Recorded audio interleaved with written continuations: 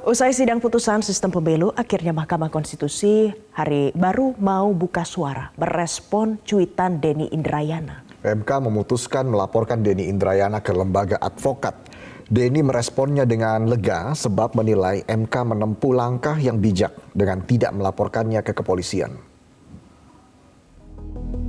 Pendapat itu merugikan kami secara institusi, seolah-olah kami membahas itu dan itu bocor keluar. Saya sendiri tentu bersyukur putusan MK ini justru berbeda dengan informasi yang saya dapat. Karena memang harapannya begitu. Usai memutuskan menolak gugatan terhadap sistem pemilu sehingga pemilu 2024 tetap menggunakan proporsional terbuka, Mahkamah Konstitusi merespons Denny Indrayana yang mengaku mendapatkan bocoran bahwa MK bakal mengembalikan pola pemungutan suara dari sistem terbuka menjadi sistem tertutup lewat uji materi Undang-Undang Pemilu. Apa yang dikemukakan oleh Profesor Denny Indrayana itu. Nah, kami mau mengatakan tidak benar tanggal ketika cuitan atau apa itu, unggahan atau segala macam itu, tanggal itu sudah ada putusan.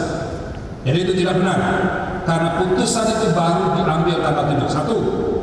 Yang kedua, kalau dalam unggahan itu atau yang beredar itu dikatakan posisi hakimnya 6-3, tidak benar kan? Posisi hakim hari ini itu ternyata 7-1. Tapi kan saya tidak bisa melarang orang punya interpretasi lain, walaupun kata-kata saya tidak jelas ya. MK akan, bukan sudah. Dengan demikian saya tahu bahwa belum ada RPH dan belum ada keputusan. Tapi saya ingin juga sampaikan, sebenarnya kalau kita bicara kecenderungan hakim, itu tidak perlu menunggu RPH. Kecenderungan hakim atas suatu kasus, itu antar hakim sudah tahu, mereka sudah bergelut berpuluh tahun, ada yang lebih dari 5-10 tahun, mereka sudah tahu kemana arah kecenderungan hakim. Lebih lanjut, MK mengambil sikap tidak melaporkan Denny Indrayana ke polisi, melainkan ke lembaga advokat.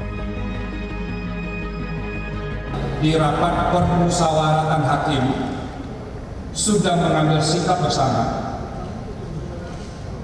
bahwa kami Mahkamah Konstitusi, agar ini bisa jadi pembelajaran untuk kita semua, akan melaporkan Denny Indrayana ke organisasi advokat yang Denny Indrayana berada. Oke, jadi itu sedang disiapkan, mungkin minggu depan akan disampaikan laporan, biar organisasi advokatnya yang menilai apakah yang dilakukan Denny Indrayana itu melanggar etik sebagai advokat atau tidak. Memang ada diskusi, perlu nggak kita melaporkan ke polisi, ke penegak hukum. Nah, kami di Mahkamah Konstitusi memilih sikap tidak akan melangkah sejauh itu. Denny menilai sikap MK itu bijak sebab tidak melaporkan dirinya ke polisi. Adapun Denny menganggap langkahnya yang menyebarluaskan informasi soal putusan MK adalah sebagai kampanye untuk mengawal proses peradilan. Saya berterima kasih kepada Mahkamah Konstitusi ya. Saya pikir tadi yang disampaikan oleh Profesor Saldi Isra mewakili kelembagaan MK itu pilihan-pilihan yang bijak, terutama pada bagian tidak masuk ke wilayah pelaporan ke polisi, pemidanaan.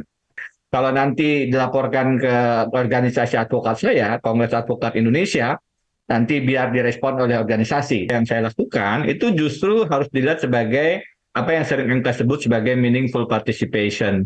Khusus untuk MK menjadi lebih urgen lagi, karena putusan MK begitu dibacakan tidak punya ruang upaya hukum lain dan langsung mengikat, atau yang dikenal dengan istilah final and binding.